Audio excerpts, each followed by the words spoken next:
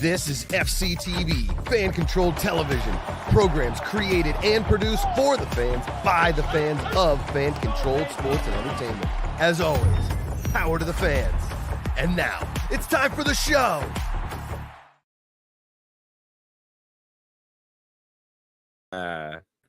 Pretty good. That was pretty clean, you know? I think there's none much cleaner than that.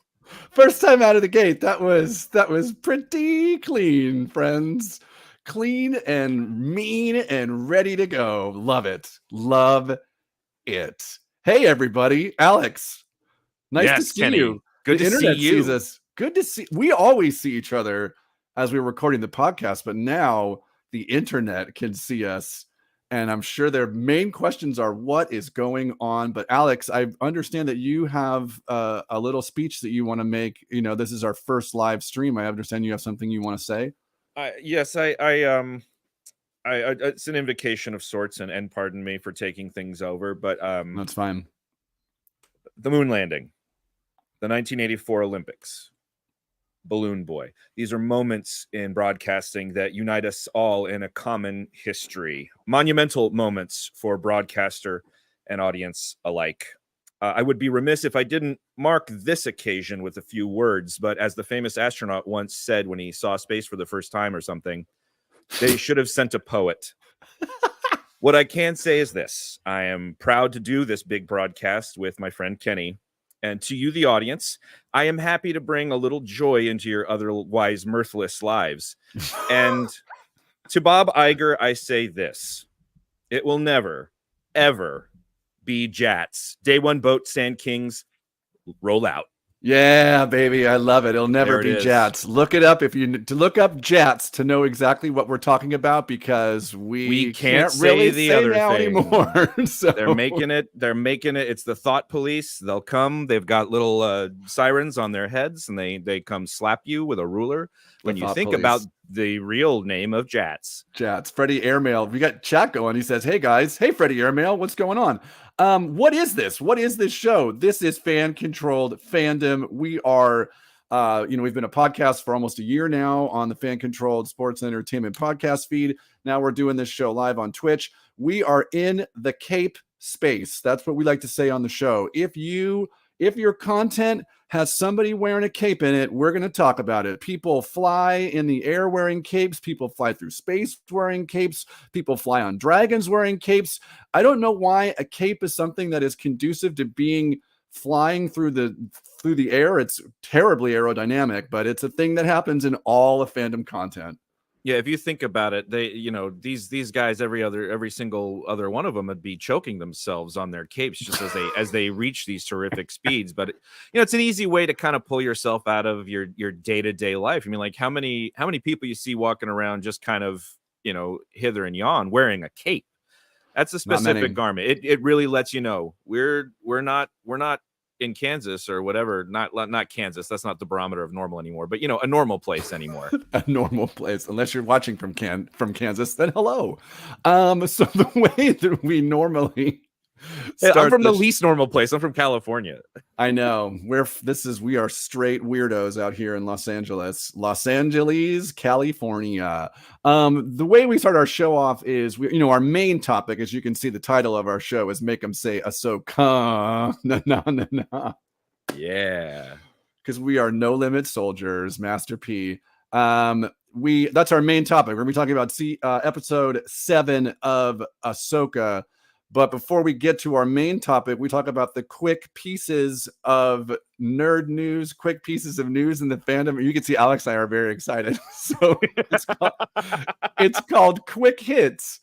And normally when we record this as a podcast, we have to add the stinger in later. So when we normally are recording this, we have to pause and then we point to the sky because we did that for some dumb reason. But now we actually have the stinger live. So we all get to hear it together. And this is a proud day. I feel like a proud father sending my child off to college. Here we go. Are you ready? Let's do this. Strap in. Here it comes. We're doing quick hits. Here's the stinger. Quick hits. That's it. That's all it is. Folks, maybe. you have no idea how fulfilling that is for us as people, as entertainers. Just Oh, that felt good. That felt real yeah. good. If there's any takeaway here, the fact that we got to play that live is fantastic. Oh, greetings from Portugal, says K Dita. Hello from Portugal. Portugal. Oh, well said. So if you've been listening to the podcast, you know Alex and I are both actors in the Screen Actors Guild. Obviously, we are on strike, but the Writers Guild strike is officially over, and stuff is getting back to work. So the past several months, we haven't been able to talk about too much. I mean, there's been some fan news, but not a ton because there's nothing in production. But stuff is ramping up, baby. Ramping. But before we get to the stuff that's ramping up, there was the big, I don't want to say the big news, the thing that came out in the news in the fandom space. We often talk about James Gunn on our show, who is usually having to play mop up for all the Snyder heads who have very thin skins on the internet. Yes. James Gunn came out this week and said, because he's now in charge of the DC universe, he took to Threads, great website. I'm hopefully I hope for his sanity this man has gotten off Twitter, but on Threads, he responds to fans' questions asking whether actors from the DCEU would be reprising their roles in the new DCU. And he said the following 3 people will be reprising their roles. Xolo Maridueña will continue to play Blue Beetle. Viola Davis will be Amanda Waller. And John Cena will be Peacemaker. Alex, do you think they made the right choice here? You know what? I would have added another name to that list, Dwayne "The Rock" Johnson. I think we all really wanted to see his return. I think he left a lot. I think he left a lot on the table as far as Black Adam is concerned. And frankly, I'm waiting to see what the new balance of power in the DC universe. No, of course I'm joking. I thought the Peacemaker series was really great and fun, and it was emblematic of James Gunn's approach, which I think is really thoughtful but also funny. He finds this right balance of tone, and bring those people in. I trust them. Just do it. Let's see it already. Yeah, I mean, I feel like the fact that we put Viola Davis, who is one of our greatest working actors, in an absolutely terrible movie, The Suicide Squad, like it's some sort of repayment to her as a way to be like, we're so sorry that we put you in The Suicide Squad and the first one was so terrible that we're just going to keep you around because we just feel so bad. But she's also fantastic as Amanda Waller. And then, the John Cena Peacemaker series was wonderful. And there's been no announcement of season 2, but I have no problem whatsoever with him sticking around. And you and I have yet to see the Blue Beetle. So let's do it. Let's do it. Let's go. Let's watch the Blue Beetle. And let's only call it the Blue Beetle. The Blue Beetle. Something that kind of encourages me is the idea that it's been said that they're going after a sunnier, more joyful Superman, right? And this Superman is then going to exist in the same world as the Authority, which is pretty gory, and Peacemaker, which is pretty gory, which are also simultaneously, sides of the universe. And I'm, maybe that's part of the conflict broadly across those movies is reconciling that great power. And I think people in the Authority rip heads off and stuff. If I remember correctly, it's pretty brutal. Ruthless Cutie says, I think Enchantress needs a better movie to be in. SS was not it. I agree. 100%. A ruthless yet fair take, I would say. I love it. I'm so glad that the internet is getting to listen to your just quick wit and quick whip during the quick hits. Oh, baby, the big broadcast. And I'm glad that everybody is being exposed to the broadcasting gymnastics that you consistently engage to keep things moving, the segues. I mean, I'm just going to flat out say it for you folks. You are about to see some masterful hosting. You know, when they say an MC or a master of ceremonies, Kenny is literally the master of all MCs. Well, I feel like that's Rakim, but that's a deep cut for you hip hop heads. Oh boy. As Oh I boy. mentioned, I know, as I mentioned earlier, Dad the won't let me listen to that music. what's up? My dad won't let me listen to that music. Your dad, I know, 40 plus years in, he still has that strong hand over your No, music. my crisscross album on cassette is still in the glove box of his car. He's like, I don't think, I don't think it's good that you listen to music that has that kind of language in it, frankly. And so I said, okay. Crisscross will make you jump. I mentioned that I don't know what that means. I don't think even truly, to be fully like full transparency, I don't feel like they did. Oh. I mentioned that the writer's strike is over, so now studios are trying to figure out what they can do. According to Variety, Elsa Ramo, an attorney who had represented Imagine Entertainment and Skydance, explained that the priorities seem to be things that were all but green lit but stopped because of the strike. They need to figure out how they finish what they've started. It's specifically, which is like, you don't have actors yet, so I don't know how you do this. But apparently Tim Burton mentioned that Beetlejuice 2 was only days away from finishing. Deadpool 3, Gladiator 2, Mission Impossible Dead Reckoning Part 2, Venom 3, Twisters, yes, that's a movie, Mortal Kombat 2 were all paused in the middle of production, along with TV shows like Stranger Things. These could all, in theory, pick back up, but they don't have any talent. A production chief explained, as soon as the strikes are over, everybody's going to want to go after the same 5 directors and 4 stars, which I'll have something to say about that in a second.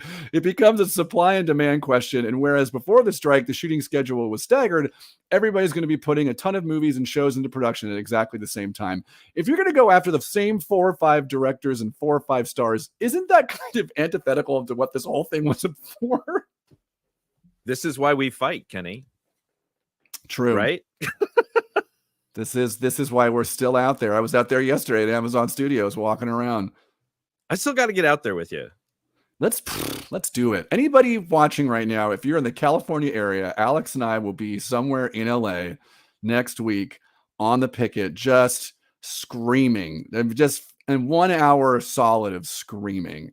If you don't honk at us as you pass, I will find you as you stop at the next signal, and I will ask, "What's your problem, man?" Like a bunch of times. Yep. I'm very aggressive out there. Can you think of, like, I know that they're definitely thinking about it, but can you think of any way, like if a movie like Beetlejuice 2 is only like days away from finishing, can you think of any way they can finish it without the actors? They probably got to do a whole bunch of like stop motion stuff, right? Those big worms. Ooh, yeah. And whatnot. And yeah, who knows? I don't know how anybody's doing anything. It's not like you can flip a switch and the talent hose starts up. Like these are huge mechanisms that have to get rolling. Like you have to, I don't know. Remains to be seen. When is stuff going to actually be able to start up in earnest? I mean, I don't know. I have no idea. I'm sorry, I'm reading the chat here. Was it good? No, it doesn't matter. No, great. The cartoon sequence from the cartoon. I don't know what we're talking about, but yeah, I agree. Sure. Yes, everything is yes. Everything is yes. That's yes, what we say here at Fan Controlled Fandom. Everything is yes. Everything is yes. We say we have to start coming up with a bunch of other stuff that we say, because all the stuff we used to say we can't say on Twitch. Oh, how'd you finish the movie? Yeah, I get it. Cartoon sequence. Oh, from Beetlejuice. Yeah. There's all kinds of ways. I'm sure, like, especially like Deadpool 2. Like you can go probably shoot some stuff where, well, you could have a stunt coordinate. You could go in the volume and just have it all be digitally made. If you go in, the volume is like only like one table and everything else is all being computer generated, whatever. If you go into do ADR, is that technical? Can you say, oh, that was under the voiceover contract, which isn't struck? I don't think you can do that. Here's what you do. You gamify it, because you can do game shows. So if you make some sort of like gamification of what you're doing, we could wrap that Beetlejuice 2 in 2 days, baby. Just make somebody win $25,000 at the end of it. Yeah. Hey, Michael Keaton, we're having a contest to see who does the best Beetlejuice, and we need to you could possibly win like $45,000, and they do that. And then, you have to have Pat Sajak. I think you have to have it hosted in some capacity. Freddie Airmail says fan controlled filmmaking. Yep, there it is right there. Here we go. Let the fans decide. I mean, frankly, now, yes. Pay us. Yeah, frankly, seriously. But just don't let all the fans decide, because that's how movies like Rise of Skywalker happen. We have to vet the fans. Or fans. Or the fact that we get a 4-hour version of Justice League because you all needed to see the Snyder Cut. So there's a movie that the fans do have opinions about, which is Rogue One, which is a movie that you and I both enjoy very much. The director of the movie, Gareth Edwards, has a new film coming out called The Creator, and he's the only person who could be out promoting it right now. But he was the director on Rogue One, a Star Wars story. The rumors around the biz is the first cut of the movie was not testing well. They brought in Tony Gilroy, the showrunner on Andor, to basically do, I think, like 6 weeks of reshoots. Is that right, Alex? Something like pretty that? extensive. It was. That feels right. And including the scene that everybody loves at the end when Darth Vader comes in the hallway and destroys everyone. And that was all done. Basically, at that point, Gareth Edwards was essentially kind of fired from the movie, but they still gave him the credit. So he was asked about it, and he compared studio filmmaking to an unstoppable machine. You have to work at the pace that the machine is working at. There are times where you wish you could just stop everything and take a moment to just figure something out, and you can't. It's hard to talk about this in a way that doesn't sound like I'm not grateful for getting the opportunity. Gosh, that is so tough. Look, the only thing I can say is I was incredibly lucky. Sorry. Edwards explains to Variety. I got to make a Star Wars film. I won the lottery in that sense. The idea of someone as privileged as me in any way implying that it was anything other than the amazing experience that it was to some extent. Like, I don't have any empathy for that person, and I don't want to be that person either. So, I mean, hey, at least he's got a good head about it. I mean, yeah, that's pretty much it, right? Like acknowledging the lottery winner status. Your name is appended to Star Wars forever, and maybe it didn't work out, but them's the breaks. I mean, that machine-like aspect of Hollywood has been there since the beginning. The Hollywood machine.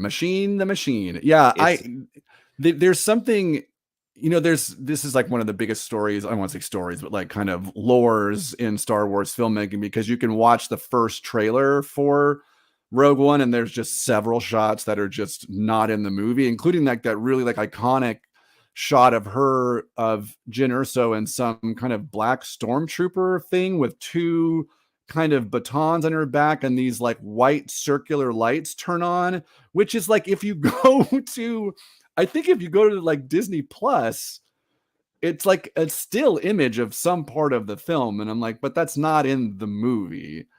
And there's a lot of stuff. So yeah, there was, it's one of these things where, they almost did a Lord and Miller kind of step aside, but they just did it very quietly and didn't say anything about it. And that's what happens. My dog got up and is right in my craw. She's very interested. She's very interested in talking about Tony Gilroy's cut of Star Wars Rogue One.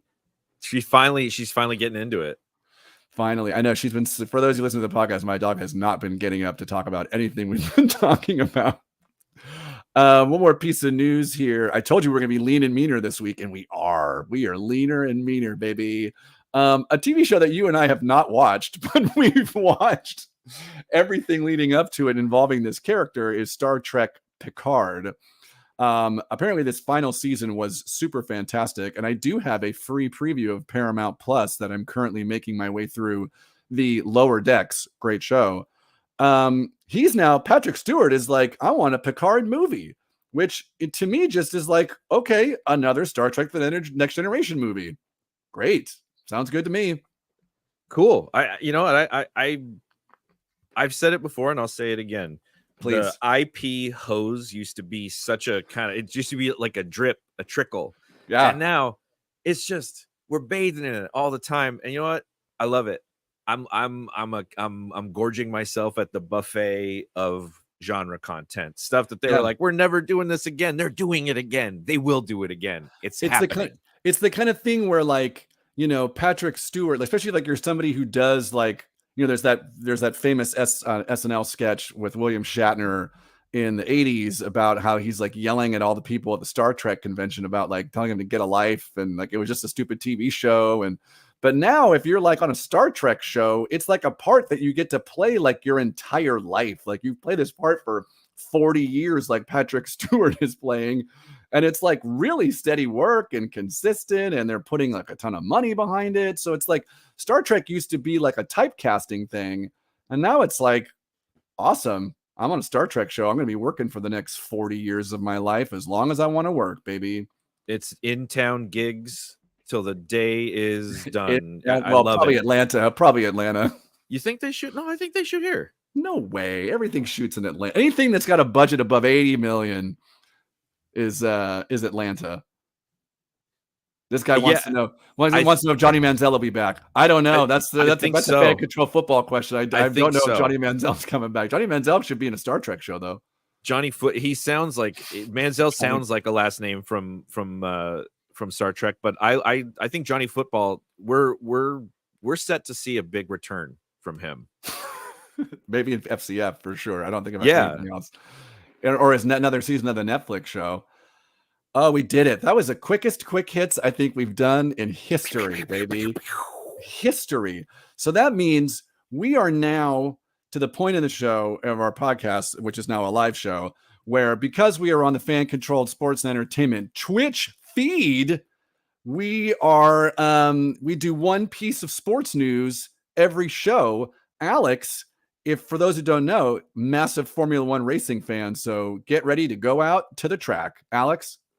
In Formula One racing news, as we very quickly approach the change of engine regulation coming in 2026, an 11th team still might be on the horizon, and a failed bid from a possible 11th team has revealed that the only prospect left standing is the American Cadillac-backed Andretti team.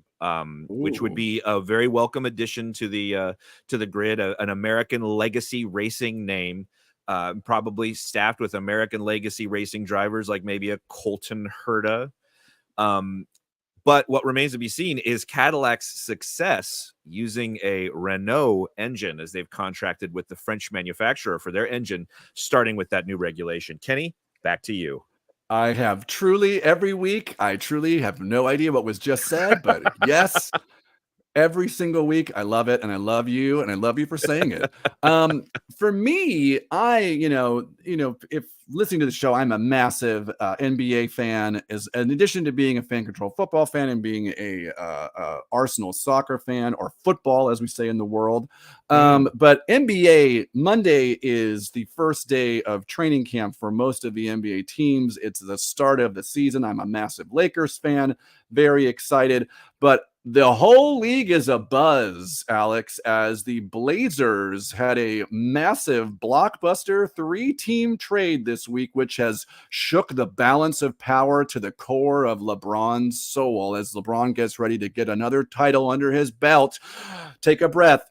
Damian Lillard was traded to the from the Portland Trail Blazers. I'm just like reading too closely, to the Milwaukee Bucks, teaming him with the Greek freak Giannis Antetokounmpo. The Trailblazers receive DeAndre Ayton, Tumani Kamara, and Drew Holiday, who they are probably going to waive, and several first-round picks because that's all anybody ever wants to trade anymore. And the third team, the Phoenix Suns, receive Grayson Allen, Keon Johnson, Nasir Little, and Yusef Nurkic, which the Lakers could see either of these teams in either the Western Conference Finals or the NBA Finals. Alex, back to you, and back to me to introduce you what we're doing next. What did I tell you, folks? I just had like a full-blown stroke as I was doing that. Kenny, you're not allowed to say that on Twitch anymore. I'm not. Josh McCouga's in the chat, baby. Josh McCouga LFG, in the chat. baby. LFG. Alex, for those of you who don't know, he is out. Freddie Airmail, so it's got to be tripping if you're trading for Grayson Allen in 2023. Freddie Airmail, you probably haven't watched him play. He is a very, very, very competent NBA player. He's not going to wow you, but I'll tell you what he won't do. He won't turn the ball over, and he won't make dumb mistakes, which I'm all about the NBA, hard to find. the fundamentals. That's what I'm always saying about the NBA. So much. It's about the fundamentals. You truly don't shut up about it. Alex, for those who don't know, Alex is our constantly pounding the pavement, constantly trying to find all kinds of corporate underwriting for the show. He gets us a sponsor every week. They're always, fantastic is like quotes, air quotes, but we'll see. Alex, who's our sponsor for the week? It's a new bookstore on La Brea over here called Rick's Nonfic, and they're really happy for us on this historic occasion as we launch our live streaming broadcast. And so Rick of Rick's Nonfic, he provided me with some sponsor messages that are facts about like media and broadcasting history to read during the ad break. So I've got this one. The first car chase in history was broadcast on this day in 1959. It was tracked live by a helicopter with such primitive broadcasting equipment, it sterilized everyone along its path. On this date in 1927, the longest-running radio comedy of its day, Oh Me, Oh My, aired its final episode, capping off a legendary run of 2,000 episodes broadcast in just 3 months.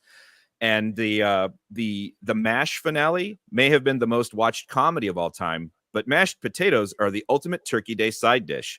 So those are some broadcasting facts and media facts from Rick's Nonfic, our corporate underwriter for this episode. Rick's Nonfics. I love Josh has a suggestion that Rick could have his own like selections and they could just be called Rick's Picks. Rick's Picks. That's what we're going to be doing, the fantasy wrap up at the end. We're going to go over Rick's Nonfics fantasy picks. Rick's Nonfics picks. I'm having another stroke. We made it. We made it through the quick hits. We made it through the corporate sponsor. We are now finally ready to make them say Ahsoka. Na na na na na. Oh my God. Well done, Josh Makuga.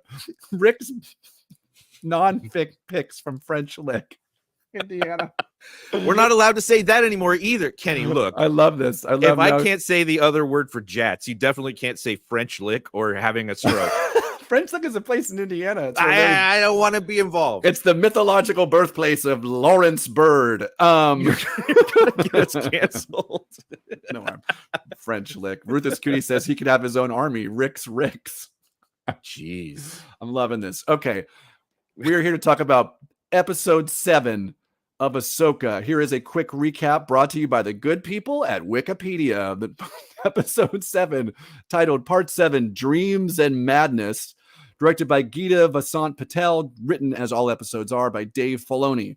On Coruscant, Hera faces a disciplinary hearing with tribunal member Senator Shono, who is a real card, objecting to her reports of the secret Imperial Remnant conspiracy. C-3PO arrives and provides the tribunal with a fake authorization by Leia Organa, which came after the mission had already been completed, forcing the court to absolve Hera and convincing Mothma that the threat is real. This is, by the way, maybe 5 minutes of the episode. This is almost 2/3 of the recap. Anyway, arriving at Peridia, the Purgles run into a minefield left by Thrawn's forces and retreat.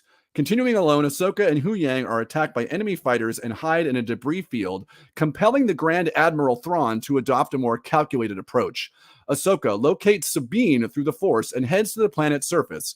Ezra, Sabine, and the Noti are attacked by Shin and the bandits Sabine had previously encountered and Thrawn's night troopers, while Baylan leaves to pursue his own agenda. Ahsoka's intervention leads to Thrawn withdrawing his remaining night troopers and preparing his imminent departure. Shin is forced to retreat, and Ahsoka, Sabine, and Ezra are joyously reunited. They put their hands together and go, team, and they freeze frame there, and that was the episode. Thanks for joining us. That's been Fan-Controlled Fandom. We did it. Josh McCouga wants to know if the C-3PO was the greatest TV cameo since Brad Pitt and Friends. It might have been. Clooney on ER, baby. That's how my Clooney jaw was on the floor. show, though. He was. But he was on ER for 2 years. Yeah, and he came back and they didn't. Nobody knew in that one final episode. And Julianne Margulies' final episode. Look, Kenny, read a book for God's sake. Anyway, Alex, what was your initial reaction to this episode? This keeps getting better and better and better. Like, this, and mostly because this thing I've loved my entire life, which is Star Wars, is getting expanded in such a cool and interesting way, and in a way that feels really earned. not just through what Dave Filoni has directly injected into Star Wars throughout his tenure with it, but also connecting, I've said it before, elements from every single aspect of Star Wars throughout the ages, and not in a way that like that C-3PO cameo it was riding the line, could have very much felt like, hey, just put this guy in here. Could have been like, like throw a dart into the Lucas archive, hit an Ewok costume instead of 3PO, and we got Wicket in there going. Let's do that though. Make that happen. By the way, then you cut to him in the hallway later, just at waist. You don't have to shoot Leia. She's just at waist height. You see her hand her Endor helmet to him, and he just runs away sniffing the inside of it. Anyway, but it wasn't that. It felt good. It felt earned. It was like, this is a character that these characters all know, would have some kind of status with all of them still, like would be able to communicate on behalf of Leia. Like, there's just one aspect, but yeah, I'm so happy that I found out that it comes out on Tuesday nights and not Wednesday morning. Truly, for those who don't know, we've been covering this show every week, and Alex was always watching the show early Wednesday morning, thinking that it was dropping at midnight, but the show's been dropping at 6 p.m. So on Tuesday nights. And so I was like texting him in the morning being like, what do you think of that? And he was like, how did you already watch this? And I'm like, because it's the night before. I love Josh saying C3 Master PO. Fantastic. That's a win. That's a win. I love that. Yeah, for me, I thought this show is great. There was a little bit to me of like, and I put it in the show notes too. It was a little table setty at times. Like we're just setting everything up. We're putting all, but that to me, it's like, it's a penultimate episode. It's the second to last episode. So the Super Ahsoka 150 greatest water gun. Fantastic. Josh McCouga's like pun game is dominating the chat. I always said when I was a kid, if you had a Super Soaker more than the 150, you were just showing off. Like, nobody needs more than the 150. If you get more than the 150, you're just like compensating. A quick sidebar. The fact that I have a 10-year-old and kids bring water guns to the pool, and it's like, why bring sand to the beach, bro? Like we're already literally in water. We don't need to get this other thing that can spray water at you. It's like, okay, we're already in water. You could just take your hands and go like this, and you can splash me, and we don't need to bring a gun. Anyway, back to my take on the show. Hey, there's a reason they don't get to vote or have jobs. Kids, that's the kind of stuff they come up with. I'll bring it. It's like, okay. Love it. I thought this episode, again, it was table setting in terms of it's the last episode, the second to last episode. You want to set everything up. You got to put all the chess pieces in place so that going into the final episode what's going to be happening. And we know Thrawn is getting ready to leave. That means because of that, there's a specific ticking clock, because if you don't either get on his ship, because the Purgles, that's the thing. The Purgles all took off. They were like, they went through the minefield and they were like, oh no, we didn't sign up for this. Bye. And they just I love that. They just boned out. They're like, see ya. Yeah. They're like, oh, there's mines here. Oh, no. You're on your own. Bye. Gone. Yeah. So they have to get on his ship. They can't just they have to end up either on I'm assuming they're going to hook the Eye of Sion up to his ship and they're all going to fly off. So they got to get on that thing. And so you get a real ticking clock, but in order to do that, you have to set the table. So it was a little table setty, but still there's a lot of, we'll get to it when we talk about whether it's Star Trek or Star Wars. There's just a lot of Star Wars here. There were ships, fights in the Jesus, I can't talk. There were literal wars in the stars. There were lightsaber fights. There were little animals doing stuff. There was the Force.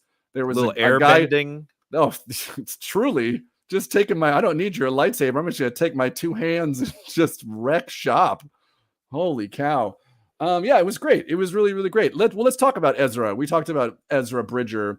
Well, if I can't say one thing about the table setting topic, I can't. Okay, let's move on. Let's roll. No, go.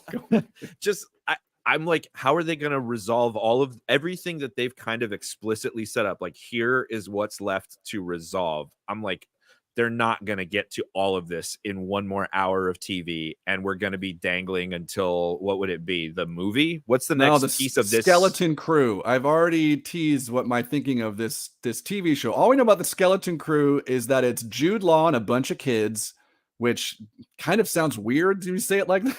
Jude Law and a bunch of kids trapped in space.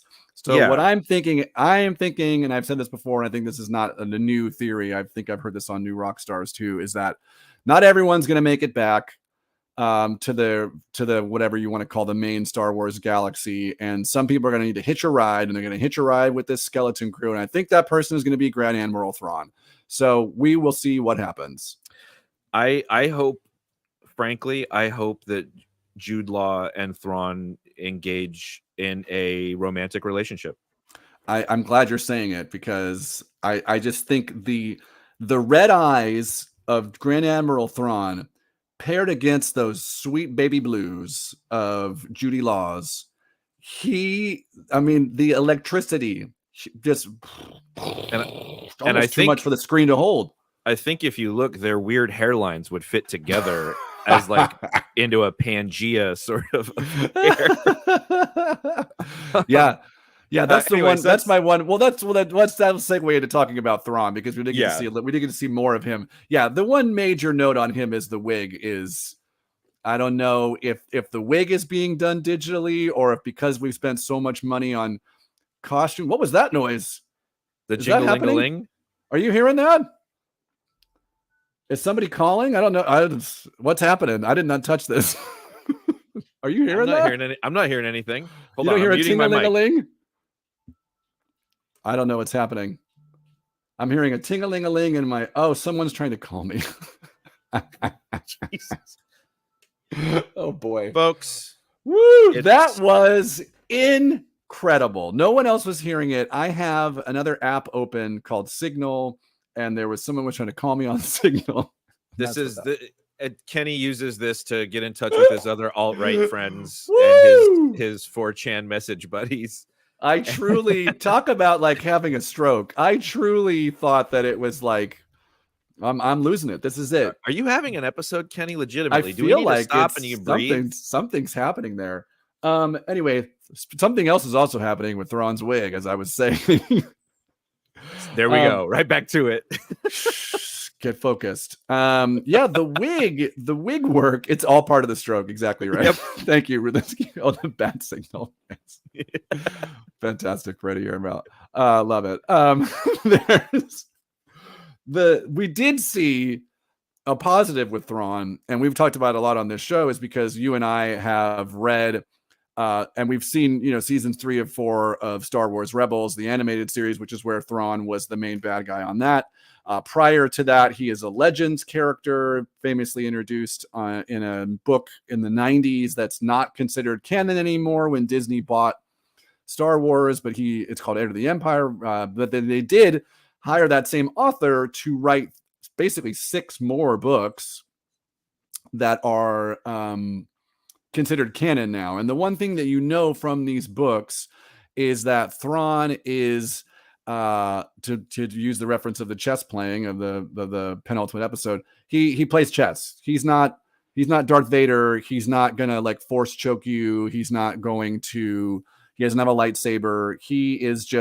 He's playing chess, and he's luring you into the Queen's Gambit basically at all times. And you don't even know that you've been lured into whatever trap he set up, because he's already 4 steps ahead of you. And we saw that a lot this episode. I love that about the character. It's the thing I really appreciate. Thrawn Draper. Well done, Thrawn Josh. Draper. Wow. That was very strong. Yeah. Dad jokes for real. He's like, I don't know. He feels like a bad guy you can hang with. He's not like going to chop your head off. Be a weirdo like Darth Vader. He's not very fun. Yeah, but he's like, where he stands. He's not going to flip out and force choke you or whatever. That's true. He's like, hey, Thrawn's all right with me. I don't hold with his goals now. I'm not. Thrawn's the kind of guy where, like, if you go out with him, somehow at the end of the night you're paying for everything, and you're somehow good with it. Like that, and he's just manipulated you into that point. Says that's what you've done, and you're like, wow, how did I just end up paying this $300 tab and I'm fine with it? What? That's Thrawn. I don't want to get political on the big broadcast, but if it was Thrawn But- Biden, I have to vote for Thrawn. I couldn't vote for We don't know his Thrawn's age. He might be older. Anyway, yeah, no, so there was that one move specifically. He used to do this a lot on Rebels where he sent people, he sent some they're not called you're the big ship guy. What are the ships they sent out to go find her? They've now classified them. They're like R6 490s or something. The little ships that came out of the Eye of Sion. The runabouts. They're fiend finders or something like that. This guy and his ships. He loves a good ship. This guy. Oh, I love the ships. It's my favorite thing about Star Wars. One of them. And so, but he says specifically when they know her location, he basically knows that she's going to try to use the Force to locate Sabine. Kind of lets her do that so that the Night Sisters can then figure out where she is because they can tune into the Force. So then he's just like, okay, you gonna just step away. She's going to lead us right to where we need to go and just step away and we'll let her do it. And she basically does. She leads them directly to where they need to go. They're able to triangulate and find where Sabine is off that. And then they attack Sabine and all that's going down. And that was some fun stuff too. They're fighting along the stagecoach Star Wars version.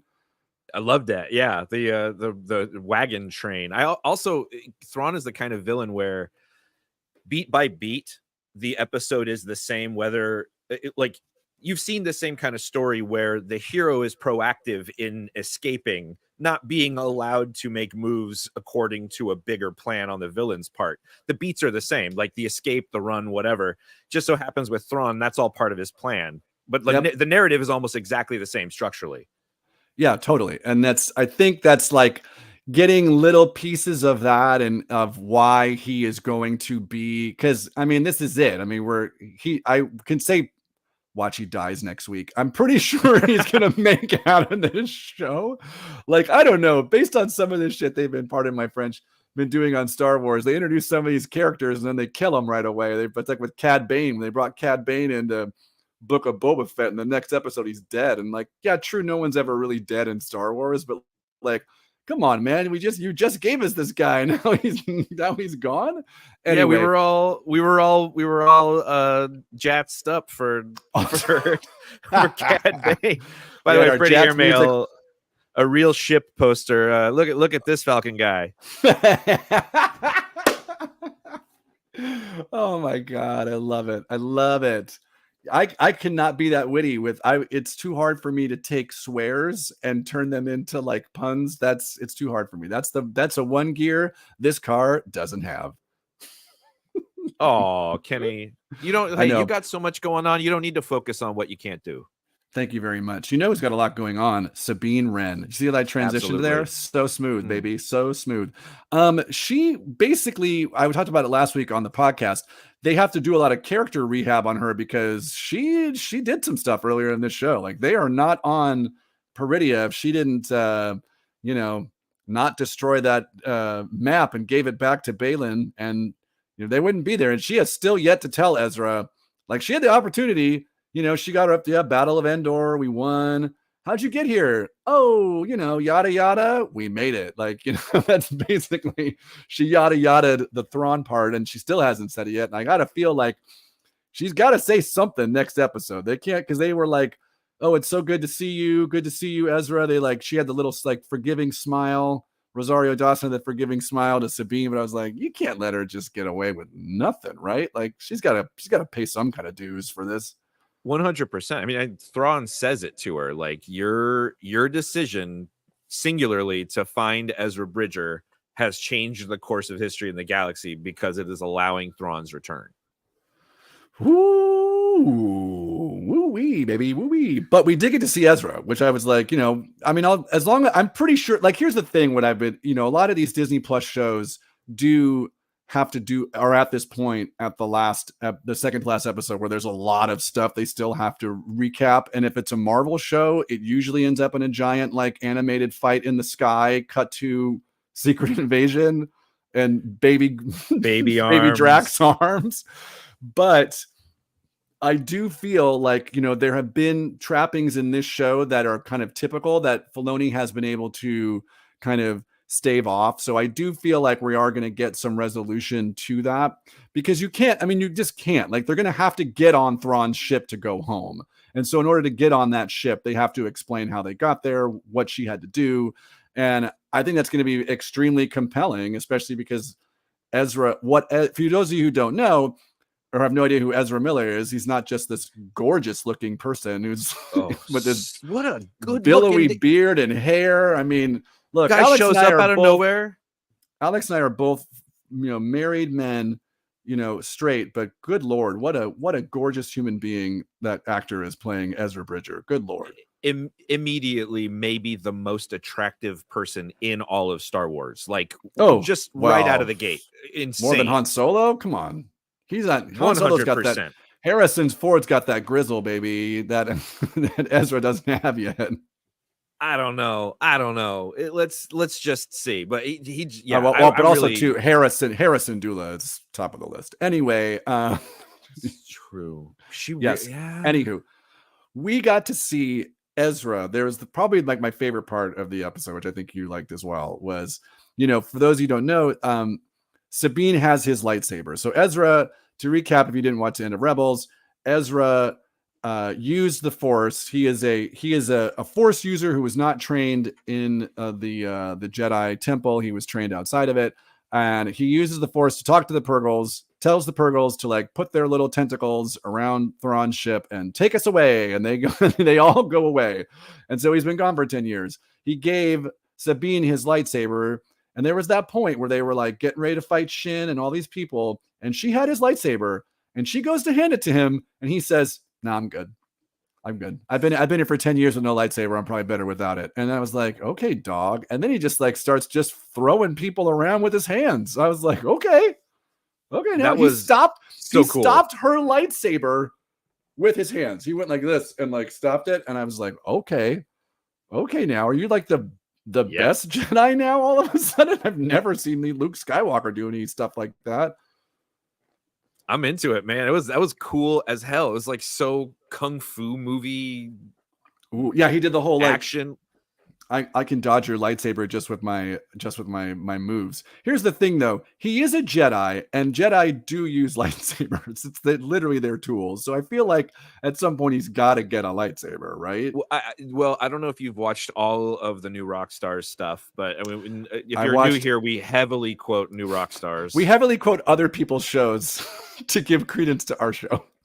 Well, hopefully all of it is in the hope that someday somebody will reference us, but absolutely. Yep.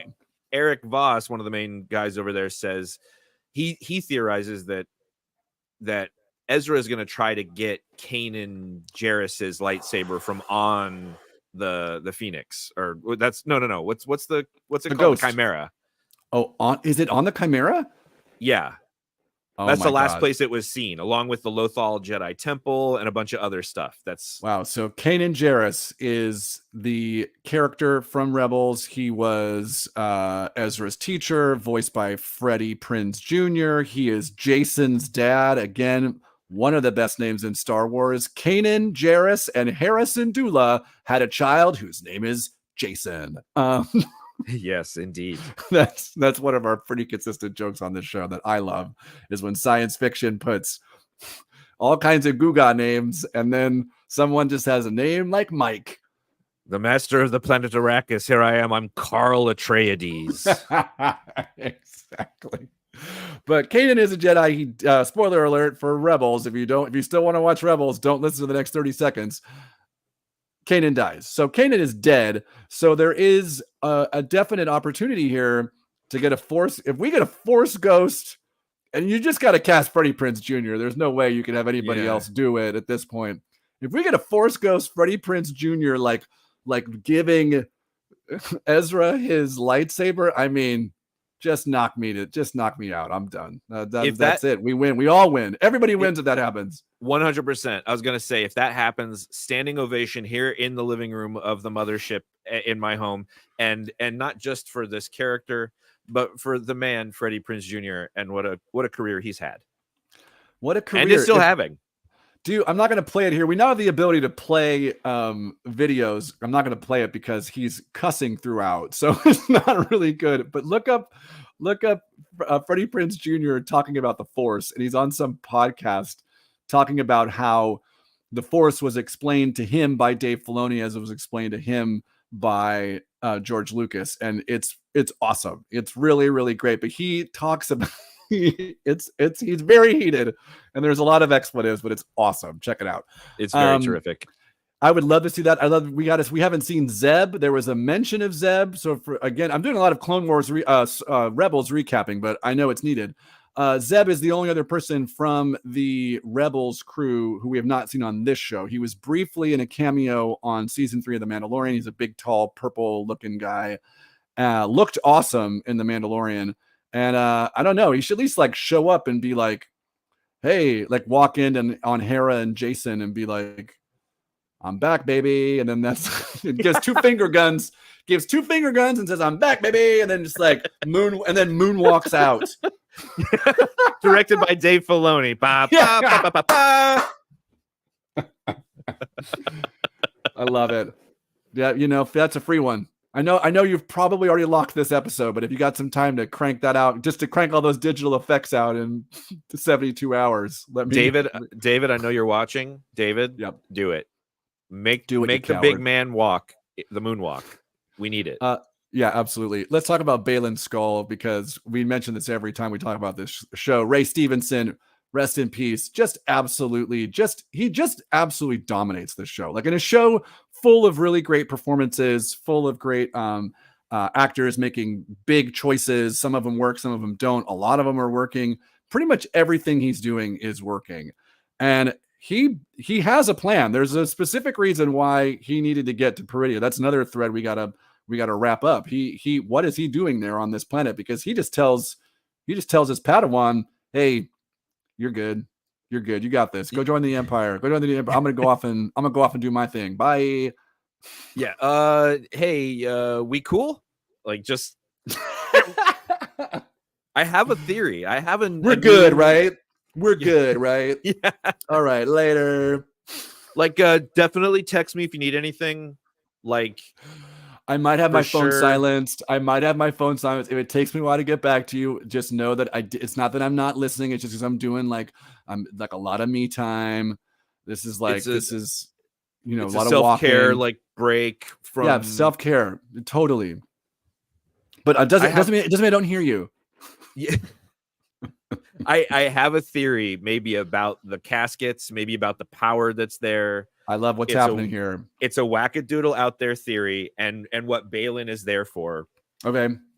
There is an old novel. I'm not that familiar with it, but it's Legends now. It's a Timothy Zahn novel. It's called Outbound Flight, and it is about a old Republic mission of Jedi that were all put in stasis on a ship that was, I think, trying to find another galaxy. And so if they bring this idea into canon through this, and those are all Jedi that are in the caskets, then it could be about like, we're going to raise this army of Jedi, and it won't be the Republic or the Empire. It'll be I don't know, Thrawn Corleone. Yeah.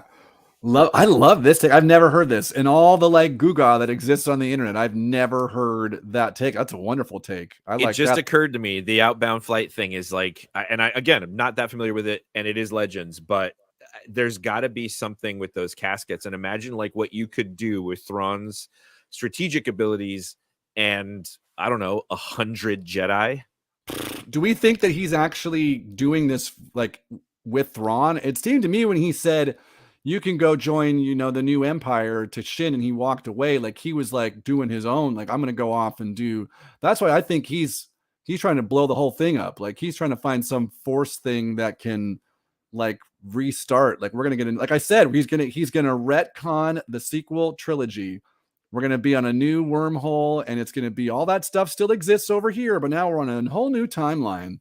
Kenny, you can't say wormhole on Twitch. I was reading the terms of service. That's another one you can't. You're not allowed. That's for mommies and daddies. I'm so. wormhole. Woo! Which one's the wormhole? Anyway, so You know which one it is. You know which one it is, Kenny. It's outdoors. It's in the dirt. I do think Doesn't mean anything. You can't get me. That doesn't mean anything. I know. I love it. Freddie Airmail. Yeah, that's how we should bleep it. That's how I said it. That's how I said it with the asterisk in there. So it's like wormhole, something like that. Anyway, you know, I'm not perfect. Yeah, I'm very interested to see where he ends up or what he's doing. I just like I love. What if it was Mephisto? Well, hey, now, you know, you said that Thrawn was luring them all into the Queen's Gambit, and I thought to myself, what a crossover. But what if it is Mephisto?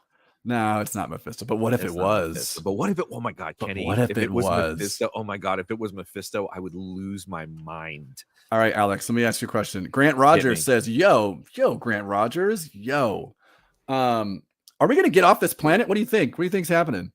Somebody's going to get off this planet, I think. Yeah. Where they wind up back in universe, because like, I don't know, they could do something where nobody has a hyperdrive and they try to long way it back to the galaxy and wind up like Star Trek Voyager. It. Yeah. Talk about wormholes. And then they're just like fighting each other. It's like Lost in Space. It's like, what planet are we on now? I have no idea. Again, just to tell you again, we don't have any data on any of these planets, so we don't know. Oh, Grant Rogers, you're awesome. He said y'all are awesome. You're awesome. Thank you, Grant Rogers. I love it. My ego has been stroked, and I'm very thankful for it. Yeah, I think we get off this planet too. I think someone's definitely getting there. I don't know who it is. I definitely think someone's going to get left behind. I definitely think there's going to be, like, I don't know, like someone's going somewhere. I do want to see people riding whales. That's not an option anymore. So I thought we were going to get Morgan Elsbeth on top of a whale, riding it like a rancor, like our boy Tamura Morrison did in at the end of Book of Boba Fett, riding that rancor. I wanted to see her on there like Slim Pickens in Doctor Strangelove on top of the nuclear bomb. That is a reference, by the way. Sidebar. If you get that reference to Stanley Kubrick's Doctor Strangelove, bless you, because that is a I don't know 60-year-old film now. So you either saw the movie or watched The Simpsons in the 90s. Yeah, that's the better reference. The better reference from the 90s. Okay, the way we wrap up all of our discussions about whatever our main topic is we ask this one simple question. We have two things that we go through. Winners and losers, which we'll do next. But the first thing we ask each other is this Star Trek or Star Wars? What do you think? Yeah, the premise being that all genre content can be boiled down to either it being Star Wars or Star Trek. And it continues to be the most Star Wars stuff that's ever happened. And I'm just eating it up, baby. Yeah, this is like if you were to go to like a Wikipedia page like I just did and type in Star Wars, you could just pull every single piece of this show and put it in. This has got it all. This has got animals. This has got the Empire, stormtroopers. We got lightsabers. We got planets. We got witches and all kinds. I mean, this is just, again, last week we got somebody say we are, a long time ago in a galaxy far, far away. We're very close to someone. I do think, do it, Dave Filoni. You can ADR this very easily. Someone needs to literally say Star Wars. Someone needs to say. Finally, after all this time, David, you have to say Star Wars. Someone needs to say Star Wars in context during the show. That's what just do it. Somebody else needs to go like this. Watch, they're at the helm of a ship and they go, "It doesn't destroy stars. It's a destroyer in the stars." Okay. Yeah, all the stuff. Everyone's got to take it all in. Everyone's got to take it all in. Why, if we're a galaxy far, far away and a long, long time ago, why do we know? Why is anything named the way we name things here on Earth? Why is it called a ship?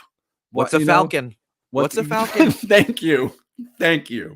What do they think a falcon is? What is a falcon? Thank you. Do they have falcons on Corellia, which is where the Millennium Falcon was built?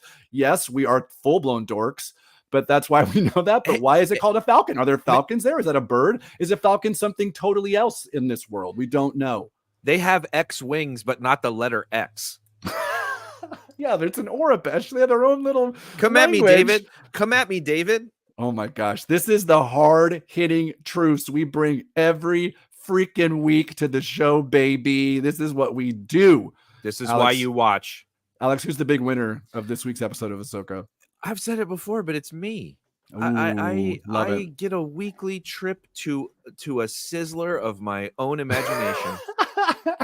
The all-you-can-eat buffet, baby. It's Have it. Yeah, it's me. It's me who endured who endured years of continuity of Star Wars, the availability of stuff about Star Wars, where you would be like, but it doesn't count. Like, this comic book is fun, but the minute George releases something that counters this, it's doesn't matter. It all matters, and it matters to me. Yeah, I'm gonna take a page from your Legends book and say the same thing. Big winner, me. I mean, because I already said, like, Thrawn's been great. I think Ezra's great. I think they've like nailed so much of the casting of these characters from the animated. Balin's so good. We're getting there's all kinds of lightsaber fights. There's, 8-year-old me. If I were to tell 8-year-old me, and if you do the math, you'll figure out how old I am. I'm going to tell 8-year-old me that after we watch The Empire Strikes Back in the theater, that 30 plus years from now, whatever, 1983, I guess it's 40 years. I'm not 48 though. Anyway. No, you get it. 1983, it's 2023. You're to tell that kid, hey, in 2023, you're going to be watching Star Wars on your TV, and there's going to be all these characters that you're going to have and all this other content, and it's going to be awesome. I'd be like, why? Who are you? Yeah. You're saying you're me from the future? Get away from me. Why do I have a beard? Why are you so skinny? Like, eat something, dude. No, I'd be floored. Who's the big? We all know the big loser is the big loser. For those of you who don't know, this go, is Alex. You lead it. I'm sorry, but we are, Kenny and I, we're broadcasters, we're hosts, we're fans, we're geeks, we're husbands, we're men. But the number one, the most thing that we are is the day one boat stand kings. And it's right thank there. you. It's right there at the bottom. Day one boat stand kings. Since we saw the beautiful ship in the Falcon and the Winter Soldier, that the Falcon, his shrimping boat that his family owned, we have been thirsting for it in every piece of content that we have come across, and we have yet to see it again since Falcon and the Winter Soldier wrapped up. And so, once again, we know, David, you're watching. We know Kevin Feige, Kevin, you're watching. It's not hard. You're all in the same company. We need you to put Sam Wilson's shrimping boat into something. There's plenty of water on Peridia. There's whales. We've said this before. There's flying whales. Just make a boat come in, go toot toot. You put Sam Wilson on it. You put his sister, and you put Bucky and his sister making out because they want to make out. And just do it. Day one boat stand kings. I love it. Alex, that's our full talk on Ahsoka. We have a couple more things we got to do before we get out of here.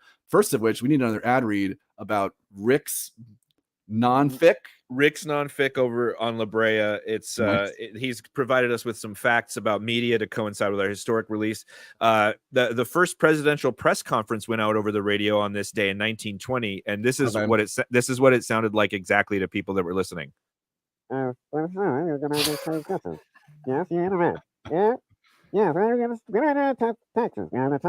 that's exactly what that sounded like. On this day in 1941, The Wizard of Oz ended its theatrical run. Judy Garland was reached for comment and said, "Please, someone help me. The studio system is literally eating me alive." And then Amazon broadcast their first Thursday night football game on this date in 2021. Later reached for comment. Jeff Bezos said it was the day of his life. I'm glad we reached out to him for comment. Got to reach out for comment. All right. This is the next time in the show. Alex, you know what time it is? I do know what time it is. It's game time. We play a game every week. We take turns. This week it is my turn. I made the game. Alex is going to play it. But before we play the game, we got to play the game time finger, baby. We're going to play it live. Are you ready? Oh, yes. Here we go.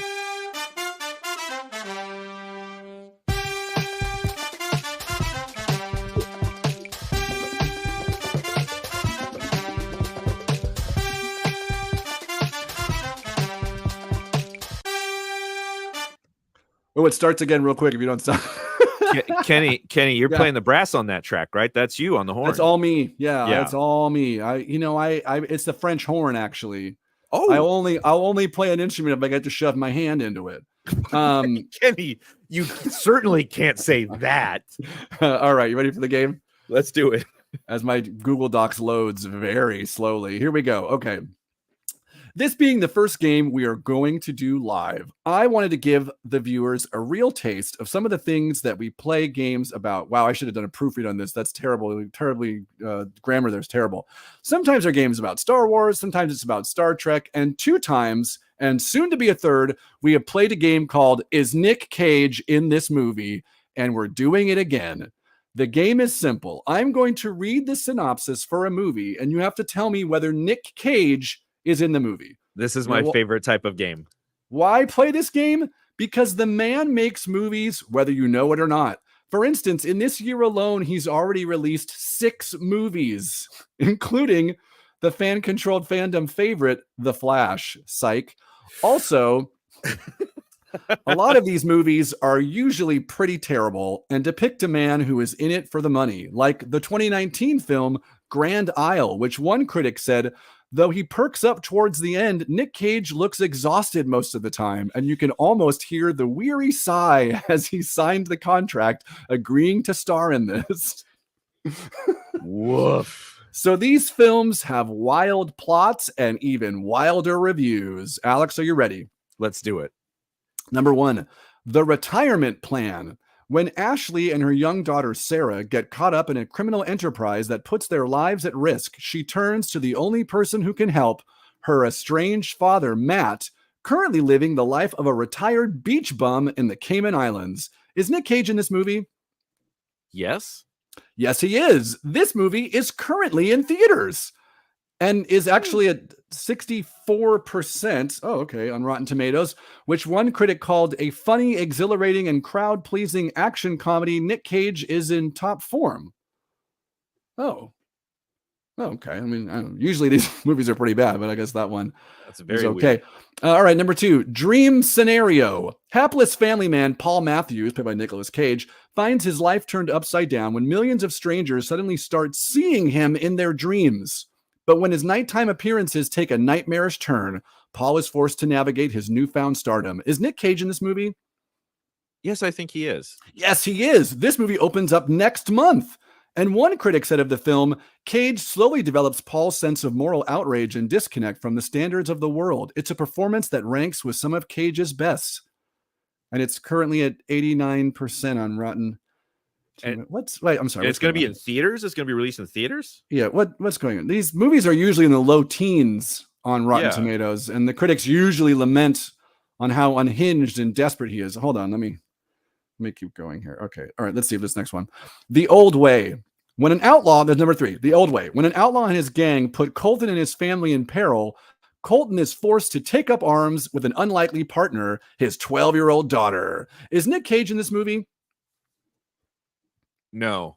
Yes, he is. Currently at 31%. There we go. That sounds like a Nick Cage movie. Yeah. And one critic said of this of Cage, Cage sleepwalks dead-eyed through this paycheck western, playing reformed gunslinger and now family man Colton Briggs. There we go. All right, that's more like it. We're back on track. Ready for the next one? Yeah, let's do it. All right, number 4, Sympathy for the Devil. After being forced to drive a mysterious passenger at gunpoint, a man finds himself in a high-stakes game of cat and mouse where it becomes clear that not everything is as it seems. Is Nick Cage in this movie? No. He is.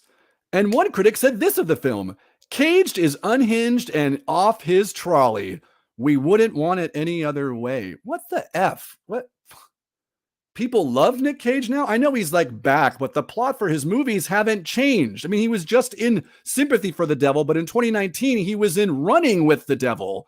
And one critic said of that film that there's a lot going on in Running with the Devil, but also somehow absolutely nothing at all.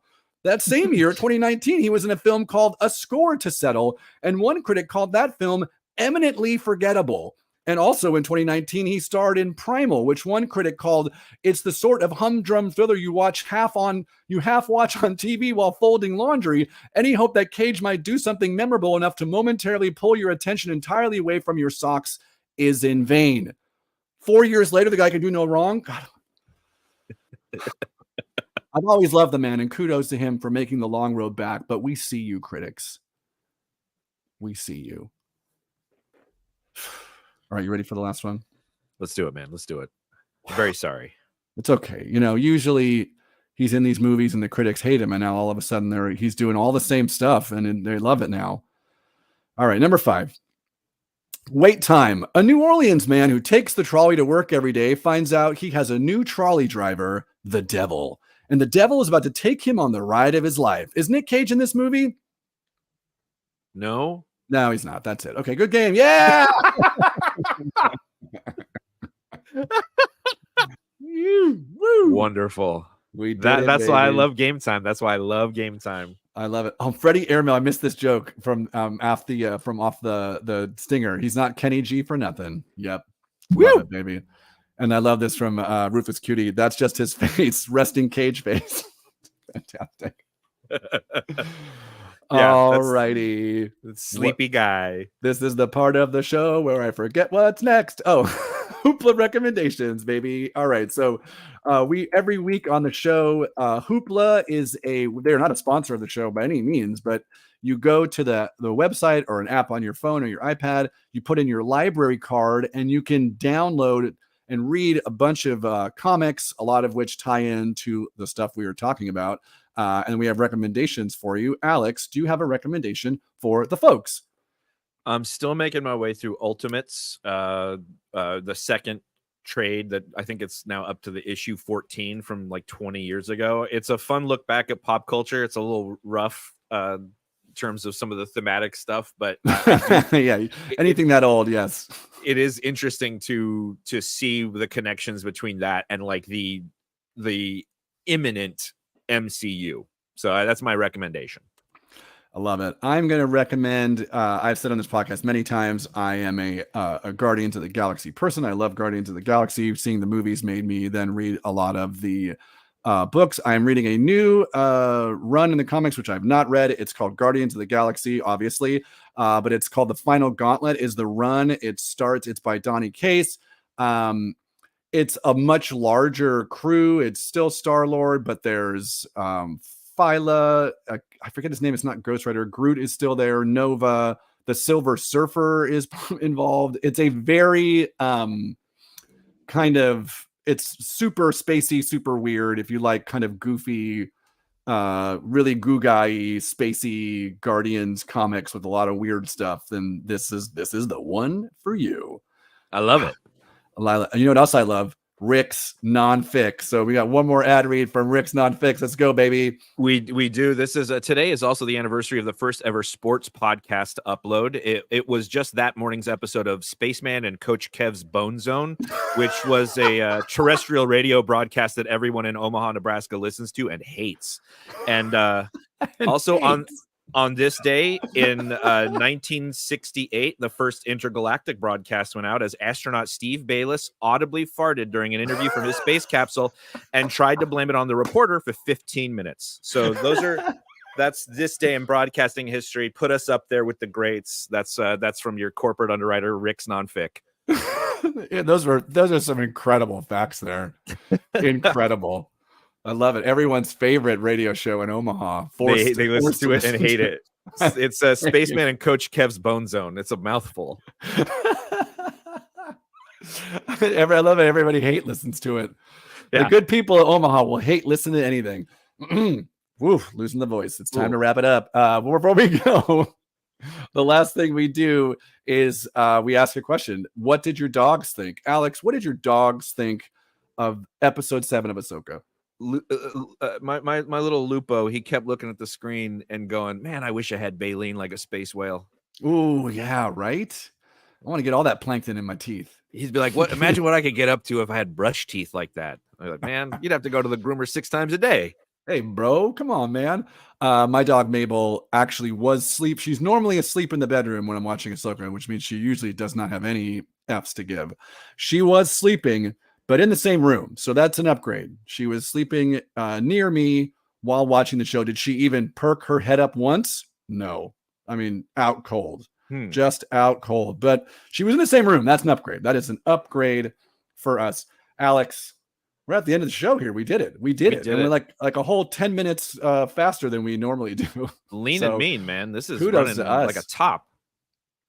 Where can the folks find you now that we are fully broadcasted on the internet? Now you can't hide anymore. Where can the folks find you? Go up to this name here. Yeah. Note the unique spelling. I'm not an expert at the internet, but come to these places and find me there. Go to Instagram and Threads. Here you can find me at TikTok or on Twitch. You can find me on Twitter there. I'm not very active there anymore, but I am on Threads and Instagram at Kenny G Donut King. Why I have both names. You can find Kenny G Stevenson on Instagram, but it's a locked page that has pictures of my kids because I don't want everybody looking at my kid. Anyway, Alex, we did it. We did it. We've done it. We did a live stream. Thank you so much to everybody who listened, who commented, listened. You're watching it. You have eyes. You're listening with your eyes. Thank you for listening with your eyes. Thank you for commenting on the chats. We will be here every week. Thank you. We were supposed to be on at 12. I had a work meeting get pushed. We will be here. We will be doing this broadcast, talking about all the stuff. There's so much stuff coming down the pipeline, like season 2 Loki. I'm sure we're going to be diving face first into that. 100%. Aquaman down the road. We're probably going to hate that movie. So we can go from there. Join us in the doldrums. But thank you so much for watching. We did it. Yeah, thank you very much for joining us. And I'm just so glad I can finally fart. Oh, I know. Let it go. I gotta play a video, and here we go. And here it is. And thanks for watching. Bye, everybody.